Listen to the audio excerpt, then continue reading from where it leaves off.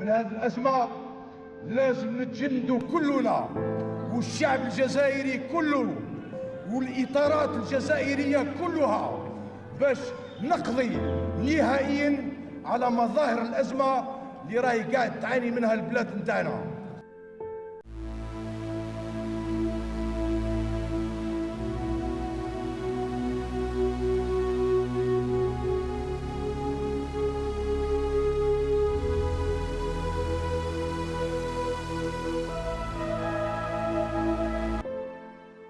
ترجل الفارس والتحف الثرى بوقار العظماء.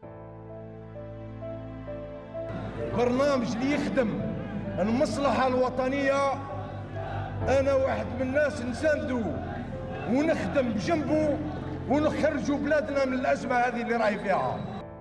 رحل اليمين زروال الذي لم يخن يمينا، وغادرنا الذي صان العهد وما استكان.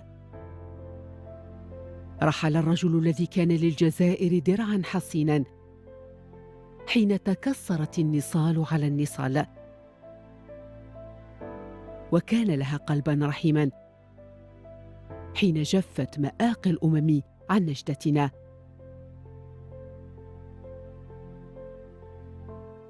لبى النداء يافعا فاحتضن السلاح في شعاب الأوراس الأشم.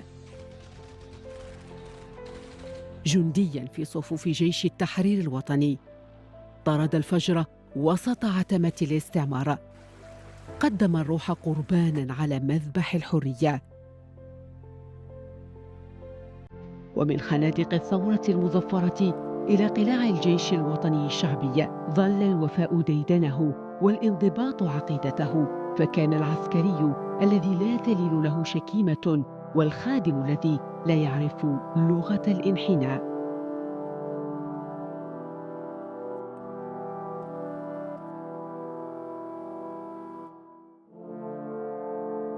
عاد ليلبي النداء مرة ثانية في أحلك الليالي وأقصى الظروف. يوم تكالب على الجزائر المتآمرون واستيقظت الفتن واشتعلت تحت أقدامنا النيران،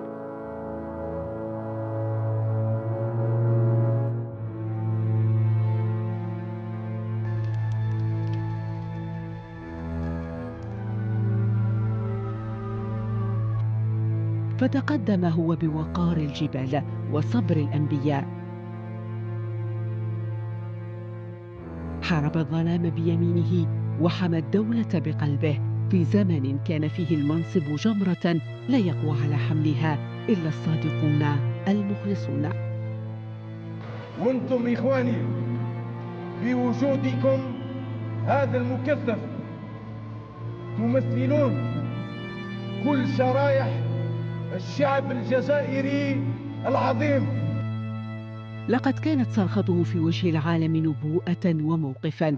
هكذا كان، لم يحقد ولم يشمت، بل نطق بعزة الدولة الثابتة وعقيدتها التي تألمت بصمت ونزعت شوكها بيدها ولم تنحن أبدا.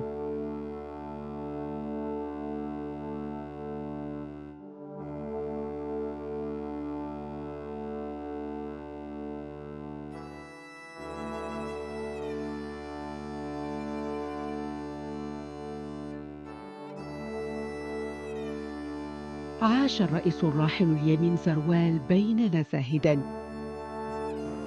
يسكن التواضع داره والسكينة ملامحه. لم تغره المغريات ولم تستمله الأضواء الزائفة. دخل الرئاسة بوفاء الرجال وخرج منها بكرامة المحب لوطنه،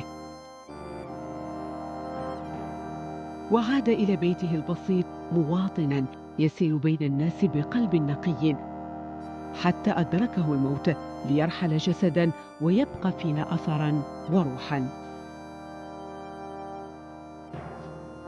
اليوم تبكيك الجزائر يا أبا الوفاء، تبكيك الجبال التي عرفت خطاك والحدود التي حرستها عيناك.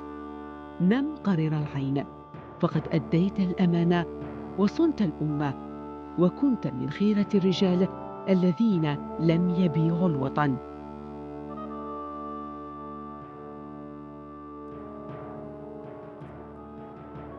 هكذا هي الأوطان، لا تبنيها الأماني بل تبنيها القلوب الصادقة والمواقف الثابتة. سيبقى ذكر العظماء منقوشا في ذاكرة الأجيال، فمن خدم الجزائر بقلبه خلده الوطن في وجدانه، رحل ليترك لنا عبرة أن الأوطان لا يصونها إلا الرجال المخلصون.